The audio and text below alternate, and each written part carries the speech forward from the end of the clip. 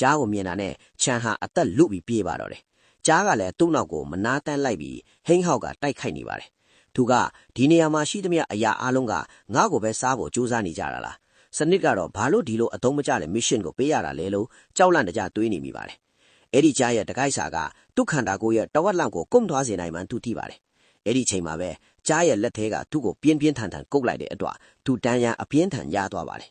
ထိတ်တိုက်ခိုက်ဖို့ကမိုင်မဲရကြမှန်ခြံနားလေထားပါတယ်ဒါကြောင့်သူစိတ်ကိုအေးအေးချပြီးစဉ်းစားလိုက်ပါတယ်အဲ့ဒီအချိန်မှာပဲမီးပုံကထွက်တဲ့မီးခိုးငွေကိုမြင်လိုက်ရပြီးတရိษံအများစုလိုပဲဓားသွားကြတွေဟာမီးကိုကြောက်တတ်တယ်ဆိုတာသတိရသွားပါတယ်ဒါကိုပဲအခွင့်ကုန်းယူမဲလို့ခြံဆုံးဖြတ်လိုက်ပါတယ်သူထွက်ပြေးဖို့အစီအစဉ်ဆွဲပြီးကြားကိုထိတ်တိုက်ရင်ဆိုင်ဖို့စိန်ခေါ်လိုက်ပါတယ်ကြားကတိုက်ခိုက်တဲ့အခါခြံကအုပ်ကိုရှော့တိုက်ရှောင်လိုက်ပေမဲ့ကြားကသူ့ခန္ဓာကိုယ်ကိုစပရင်တစ်ခုလိုအထုံးချပြီးကြော်လွှားသွားတဲ့အခါမှာတော့သူပိုပြီးထိတ်လန့်သွားပါတယ်ရုပ်ရှင်တွေကသူ့ကိုလုံးဝလိန်ညာခဲ့တာပဲလို့တွေးရင်သူထပ်ပြီးထွက်ပြေးပြန်ပါတယ်တခြားလွှဲချယ်စရာမရှိတော့တဲ့အတွက်ခြံဟန်မီးပုံရှိရစီကိုတဲတဲ့ပြေးပါတယ်လမ်းမှာရှိတဲ့တစ်ပင်တွေနဲ့အရာဝတ္ထုတွေကိုအကာအကွယ်ယူပြီးအသက်ရှင်လျက်နဲ့မီးပုံစီရောက်အောင်ကြိုးစားပါတယ်အကြိမ်ကြိမ်ရှောင်းတိန်ပုံးကွယ်ပြီးနောက်ဆုံးမှာတော့သူမီးပုံနာကိုရောက်သွားပါတယ်ပြီးတော့သူကမီးတောက်နေတဲ့ထိန်းချောင်းတစ်ချောင်းကိုယူပြီးကြားကို6လမ်းဖို့ရမ်းပြလိုက်ပါတယ်ကံကောင်းထောင်မစားနဲ့ကြားကတကယ်ပဲမီးကိုကြောက်သွားပါတယ်ခြံကကြားကိုတိုက်ခိုက်ဖို့ဟန်ပြင်းပြီးလောင်ပြောင်းနေပေမဲ့စိတ်ထဲမှာတော့ကြားကိုပြန်ပြေးပါစေလို့ဆူတောင်းနေပါတယ်အဲ့ဒီအချိန်မှာပဲထူးဆန်းတဲ့အတန်တစ်ခုကိုကြားလိုက်ရတဲ့အတွက်သူချက်ချင်းသတိထားလိုက်ပါတယ်ဒီထက်ပိုကြီးတဲ့တရားဝါကြီးများလာနေတာလားလို့သူစိုးရိမ်သွားပါတယ်တခြားဒရိပ်ဆန်ကြီးတကောင်ရဲ့ဟိန်းဟောက်တန်ထပ်ပေါ်လာတာနဲ့ဓားသွားကြဟာကြောက်လန့်ပြီးချက်ချင်းထွက်ပြေးသွားပါတော့တယ်ကြားထွက်ပြေးသွားတာကိုမြင်တော့ခြံကသူ့ကိုယ်တော်ကြောက်အောင်လုံနိုင်တဲ့အရာကဘာများလဲလို့သူတွေးပြီးစဉ်းစားနေမိပါတယ်အဲ့ဒီအချိန်မှာပဲစနစ်က mission အောင်မြင်ကြောင်းကြေညာပြီးစုလာအဖြစ် attribute point နှစ်ခုပေးပါတယ်နောက်ထပ်အတန်းတွေကိုကြားရတဲ့အတွက်ဘေးကိန်းဘုံကအဓိကပဲလို့ဆုံးဖြတ်ပြီးခြံဟာအဲ့ဒီနေရာကနေချက်ချင်းထွက်ခွာခဲ့ပါတယ်သူကစနစ်ကို point တစ်ခုစီကိုခွန်အားနဲ့လင်ရန်မှုထဲမှာထည့်ခိုင်းလိုက်ပါတယ်မြန်နှုံးတိုးလာတာနဲ့အမျှသူရှေးဦးလူထားတွေစီကိုပြန်ပြေးလာခဲ့ပါတယ်ခြံကသူ့လေခန္ဓာကိုယ်ဟာအရင်ကထက်ပေါ့ပါလာပြီးမြန်ဆန်လာတာကိုခံစားမိပါတယ်သူ့ကိုအသက်ရှင်လျက်ပြန်မြင်ရတဲ့အခါစတုံးဘုံကအံ့ဩသွားပြီးဓားထွားကြားကမင်းကိုဘာလို့မစားတာလဲလို့မေးပါတယ်ခြံကပြုံးပြီးအဲ့ဒီကောင်ကငါ့အတွက်တော့ကောင်လေးတစ်ကောင်လိုပါပဲငါ့ကိုကြောက်လွန်းလို့ထွက်ပြေးသွားတာလို့ပြောလိုက်ပါတယ်အခုဆိုရင်ရှေးဦးလူသားတွေကသူ့ကိုလေးစားကြတော့မယ်လို့သူမျှော်လင့်နေပါတယ်အဲ့ဒီအချိန်မှာပဲနောက်ထပ် mission တစ်ခုထပ်ရပါတယ်အဲ့ဒါကတော့သူတို့အတွက်အင်္ဂလိပ်စောက်ပေးဖို့စနစ်တကျရှိတဲ့မျိုးနွယ်တစ်ခုကိုတီထောင်ဖို့နဲ့18ရက်အတွင်းလူဦးရေကို90အထိတိုးအောင်လုပ်ဖို့ပါပဲသူလူတွေကိုလိုက်ရေတွက်ကြည့်တဲ့အခါကလေးတွေအပါအဝင်စုစုပေါင်း15ယောက်ပဲရှိပါတယ်လူ90ပြည့်ဖို့ဆိုရင်တခြားမျိုးနွယ်တွေကိုလည်းသူ့လက်အောက်ကိုတင်းဆင်ရပါလိမ့်မယ်အဲ့ဒီညမှာအားလုံးအိပ်ပျော်သွားကြပြီမဲ့ခြံကတော့ဘိုက်အယမ်းစာနေတဲ့အတွက်အိပ်လို့မရထင်နေပါတယ်ဒါကြောင့်သူကိုယ်တိုင်အစာရှာဖွေဖို့ထွက်လာပါတယ်ရှေးဦးလူသားတွေကကင်းဆောင်မထားပဲအိပ်ပျော်နေကြတာကိုမြင်ပြီးသူအံ့ဩသွားပါတယ်ဒါပေမဲ့ဘိုက်ကထပ်ပြီးမြင်လာတဲ့အတွက်အစာကသူ့အတွက်ပထမဦးစားပေးဖြစ်လာပါတယ်အရင်ကမြင်ခဲ့ဖူးတဲ့တိုးကင်းကိုသူတတိယသွားပါတယ်ဒါပေမဲ့ဓားသွားကြားကိုတောင်ကြောက်အောင်လုပ်နိုင်တဲ့အရာတစ်ခုခုကအနားမှာရှိနေမှာဖြစ်တဲ့အတွက်သူနည်းနည်းလောက်ဝေခွဲရမိပါတယ်ဘာပဲဖြစ်ဖြစ်အစာရှာရမယ်လို့သူ့ကိုသူအားပေးနေခြင်းအဲ့ဒီတရဝါကြီးနဲ့မဆုံးပါစင်နဲ့လို့ဆူတောင်းနေပါတော့တယ်သူဟာပစွန်ကိုလက်မှကိုင်းပြီးအရင်ကတိုးခင်တွေ့ခဲ့တဲ့နေရာစီကိုဦးတည်သွားပါတယ်ခဏအကြာမှာတော့ချန်ဟာအဲ့ဒီဒေတာကိုတတိကြီးထားပြီးရောက်ရှိသွားပါတယ်ရှေ့ကိုလှမ်းတဲ့ခြေလမ်းတိုင်းကိုလည်းအထုကြီးဆိုင်နေပါတယ်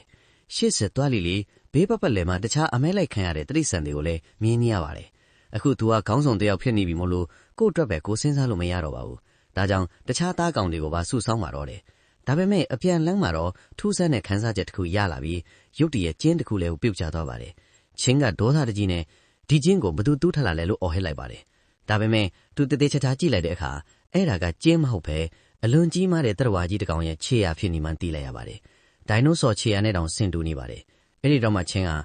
ငါဓားသွားကြကိုမြင်ကြတဲ့ကသိတဲ့နာဒီနေရာကရှေးဦးခေတ်တင်မဟုတ်ပဲတမိုင်းတစ်လျှောက်အန်တဲ့ရဲ့ရှိဆုံးတရဝါတွေရှိအခစ်ဖြစ်နေတာပဲလို့တွေးလိုက်မိပါတယ်အချိန်မဖြုံးတော့ပဲအားလုံးအတွက်ဘေးကင်းတဲ့နေရာတစ်ခုကိုအမြန်ရှာဖို့သူဆုံးဖြတ်လိုက်ပါတယ်နောက်တစ်နေ့မနက်မှာတော့ရှေးဦးလူသားတွေကအစားအစာအတွက်အချင်းချင်းလူရက်ရန်ဖြစ်နေကြပါတယ်စိတ်ပြတ်သွားတဲ့ချင်းကအချင်းချင်းအစားအစာလူနေတာကိုရက်ချစမ်းလုံငေါက်လိုက်ပါတယ်သူတို့မှအရင်မြစ်တီကိုစုဆောင်းရမယ်ဆိုတဲ့အတိဒါမှမဟုတ်စီကန်းဆိုတာလုံးဝမရှိသေးမှန်းသူနားလဲသွားပြီးတင်ပေးစရာတွေအများကြီးရှိတယ်လို့ခန်းစားလိုက်ရပါတယ်ချင်းကငါနဲ့အတူအမဲလိုက်ထွက်တဲ့သူတွေအရင်ဆုံးအစားစားရမယ်လို့ကြေညာလိုက်ပါတယ်စတုံးဘုံကသူတို့ဟာပုံမှန်အဖေအလဲကျအမဲလိုက်ကြတာဖြစ်ပြီးမနေ့ကတော့ဝိုအေးနဲ့ဟန်ကူတို့အလဲကျတယ်ဒီနေ့မှာတော့လူထင်းဟူးရှောင်းနဲ့လန်ကူကြီးတို့အလဲပါစတုံးဘုံကကျွန်တော်တို့ဘီကိုရင်သွားမယ်ဆိုရင်အားလုံးလိုက်ချင်းကြပါပဲလို့ထပ်ပြောတဲ့အခါအားလုံးကသဘောတူကြပါတယ်ဒါပေမဲ့ချင်းရဲ့အမြင်ကတော့အရင်ကသူ့ကိုတိုက်ခိုက်ခဲ့တဲ့ Sam ဆိုတဲ့ကောင်လေးစီရောက်သွားပါတယ် Sam ကသူ့အပေါ်ချင်းစိတ်ဆိုးနေတော့မလားဆိုပြီးကြောက်နေတာဖြစ်နိုင်တယ်လို့ချင်းကတွေးမိပါတယ်။ဒါကြောင့်သူ့ကိုစိတ်ချမ်းသာအောင်လုပ်ပေးဖို့နီလန်းစဉ်းစားပါတယ်။ချင်းကငါနဲ့လိုက်ချင်တဲ့သူတိုင်းလိုက်ခဲ့လို့ရတယ်။ဘာလို့လဲဆိုတော့ငါတို့အိမ်ဆောင်မဲ့နေရအစ်စ်ကိုသွားရှာမှမို့လို့လေလို့အားလုံးကိုပြောလိုက်ပါတယ်။ဒါကိုကြားတော့မြတ်လို့ခေါ်တဲ့မိန်းကလေးတယောက်ရှေ့ထွက်လာပြီးအိမ်ဆိုတာဘာလဲလို့မေးပါတယ်။အိမ်ဆိုတာငါတို့အားလုံးမျိုးနွယ်စုတစ်ခုလို့အတူတူနေမဲ့နေရတစ်ပင်ရဲ့အမြင့်ဒီလိုပဲဒီမိသားစုနဲ့နောင်လာနောက်သားတွေကိုစောင့်ရှောက်ပေးမဲ့ဘေးကင်းတဲ့နေရလို့ချန်ကရှင်ပြပါတယ်။ဒါကိုကြားတော့မေယာကအယမ်းပျော်သွားပြီးချန်ကိုပြေးဖက်ကညီမလေးကဘင်းနဲ့အတူနေလို့ရမလားလို့မေးပါတယ်။ချန်ကပြုံးပြီးရတာပေါ့မကြခင်အားလုံးမိသားစုကြီးတစ်ခုလို့အတူတူနေကြရမှာလို့ပြန်ပြောလိုက်ပါတယ်။မေယာကပျော်လွန်းလို့ဘင်းကကျမနဲ့အတူနေပြီးကလေးတွေအများကြီးယူကြမယ်လို့တောင်ပြောလိုက်ပါသေးတယ်။ပြီးနောက်စတုံးဘုံကဒီအိမ်ကိုဘာမှစောင့်မှလဲလို့မေးပါတယ်။ချန်ကအားလုံးကိုအနားခေါ်ပြီးငါတို့မြောက်ဘက်မှာတောင်ရှိပြီးတောင်ဘက်မှာတောက်တုံးရည်နဲ့စိုက်ပျိုးရည်အတွက်မရှိတဲ့လွင်ပင်ကျဲကြီးတစ်ခုကိုရှာရမယ်။တရိษံတွေအတွက်စားကြရှိရမယ်။အိမ်ဆောက်ဖို့တက်နဲ့ကြောက်ခဲတွေလည်းရှိရမယ်။စိုက်ပျိုးဖို့မျိုးစေ့တွေလည်းရှိရမယ်။အဓိကကတော့ဘေးကင်းရမယ်လို့ရှင်းပြပါတယ်။ပြီးတော့မိခွက်ကျွန်းတော်ဒေသဟာမြေစည်းလွာကောင်းမွန်တဲ့အပြင်နောက်တစ်ချိန်မှာပင်လယ်ခရီးသွားလာရုပ်သိမ်းယူဖို့အတွက်ပါအထောက်အကူဖြစ်စေမှာမို့လို့ပင်လယ်နားမှာရှိတဲ့နေရာဖြစ်ရမယ်လို့သူဆုံးဖြတ်လိုက်ပါတယ်။အဲ့ဒီအချိန်မှာ Sam ကအဲ့ဒီလိုနေရာမျိုးသူသိတယ်လို့ပြောလာပါတယ်။ချန်ကဝမ်းတာအားရနဲ့ငါတို့ကိုအဲ့ဒီခေါ်သွားပေးနိုင်မလားလို့မေးပါတယ်။ Sam ကသိမဝေးပါဘူး။ဒါပေမဲ့အဲ့ဒီမှာနွားအုပ်ကြီးရှိလို့သွားရတာအန်တရာယ်များတယ်လို့ပြောပါတယ်။နွားအုပ်ရှိတယ်ဆိုတာချန်အတွက်တော့အမဲသားတွေနဲ့အသုံးဝင်တဲ့အရင်းအမြစ်တွေအများကြီးရှိတယ်လို့အဓိပ္ပာယ်ရတဲ့အတွက်သူအံ့ဩဝမ်းသာသွားပါတယ်။ဒါကြောင့်အဲ့ဒီနွားအုပ်ကိုပဲနောက်ထပ်အမဲလိုက်မယ်လို့ဆုံးဖြတ်ပြီးအားလုံးကိုပြင်ဆင်ခိုင်းလိုက်ပါတယ်။သူတို့ဟာအရှိဘက်ကသူတို့ရဲ့အနာဂတ်အိမ်တော်ရှိရာစီကိုဥတီထွက်ခွာလာကြပါတယ်။ Sam ခေါ်လာတဲ့နေရာကိုရောက်တဲ့အခါလမ်းကြောင်းကဘေးကင်းပါတယ်လို့ Sam ကချန်ကိုအာမခံပါတယ်။ချန်ကလည်းအချိန်မဖြုံးကြနဲ့ဓားသွားကြကိုလည်းကောက်เสียမလို့တော့ဘူး။ သူပြန်လာရင်လည်းငါကာကွယ်ပေးမယ်လို့ပြောပါတယ်။ Sam ကတောင်ထိပ်ကိုရောက်တာနဲ့နွားအုပ်ကိုမြင်ရလိမ့်မယ်လို့ဆိုပါတယ်။တောင်ထိပ်ရောက်တော့ Sam ကနွားတွေအောက်မှာရှိနေလို့အားလုံးကိုပုံဖော်တတိပေးပါတယ်။ဘေးနားမှာတခြားသတ္တဝါကြီးတွေရှိနေမလားလို့ချန်ချက်ချင်းတွေးလိုက်ပါတယ်။အဲ့ဒီအချိန်မှာပင်လေရင်နှံ့ကိုသူရလိုက်ပြီးစနစ်ကိုမြေပုံဖွင့်ထိုင်းလိုက်ပါတယ်။သူမြင်လိုက်တဲ့မြေပုံအရဒီနေရာဟာမြို့တီဖို့အတွက်လုံးဝအထူးတင့်တော်တဲ့နေရာဖြစ်နေလို့သူအယမ်းပျော်သွားပါတယ်။အဲ့ဒီအချိန်မှာပဲ Sam ကသူ့ကိုနောက်ကနေဆွဲလိုက်ပြီးနွားအောက်တဲ့အတန်ကြားသွားနိုင်လို့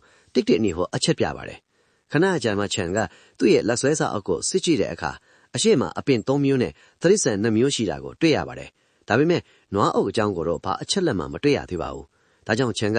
နွားအုပ်ကအတိအကျပဲမှလဲလို့ဆန်ကိုမေးပါတယ်။ဆန်ကနွားအုပ်ကမြစ်ကွေနားကတောအုပ်လေထဲမှာနေတယ်လို့ပြောပြီးအဲ့ဒီကိုလမ်းပြခေါ်သွားပါတယ်။နိုင်ဝက်အကြာမှာတော့ဆန်တတိပေးထားတဲ့တောအုပ်ထဲကိုသူတို့ရောက်ရှိသွားပါတော့တယ်။တလန်းချင်းစီတိုးသွားလေလေနွားတွေကရိမ့်မိသွားနိုင်ပါတယ်။ချန်ကတော့ပဝင်းချင်းရဲ့တိတ်ထိတ်ဆိတ်မှုကိုထူးဆန်းနေပြီးဆန်ကဘာလို့နွားတွေကိုဒီလောက်ကြောက်နေရတာလဲဆိုတာနားမလည်နိုင်ဖြစ်နေပါတယ်။အဲ့ဒီအချိန်မှာပဲသူ့ရဲ့စကန်စနစ်ကရုတ်တရက်ပြောင်းလဲသွားပြီးသူချက်ချင်းတတိကြီးထားလိုက်ပါတယ်။ဘေးနားမှာဘီလူးတရဝါကြီးတစ်ကောင်ရှိနေတာလားလို့သူတွေးလိုက်ပေမဲ့ကံကောင်းတာကတရဝါတစ်ကောင်တည်းသာရှိနေပါတော့တယ်။ချန်ကဆန်ကိုမင်းမှတ်မိတာမားနေတာလားလို့မေးလိုက်ပါတယ်။ဆမ်တခုခုပြန်မပြောခင်မှာပဲချန်ကတစ်ပင်တစ်ပင်လှုပ်သွားတာကိုမြင်လိုက်ရပါတယ်။ဆန်ကသူ့ကိုအပေါ်ကြည့်ခိုင်းလို့မော့ကြည့်လိုက်တဲ့အခါ